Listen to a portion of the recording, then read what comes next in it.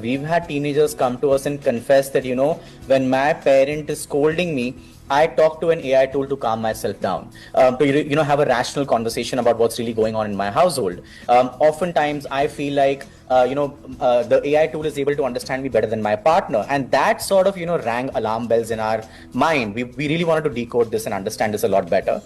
So what we tried to do with this particular study is we wanted to understand whether young India is developing emotional dependence of any kind on AI chatbots and AI tools. And I think there is one thing that the study definitely highlights, which is that a majority of the users, 67% of the users, do self-report that they're afraid about the social isolation that they may face. They're worried about privacy risks, which basically means that, and they're also worried about misuse of their personal data.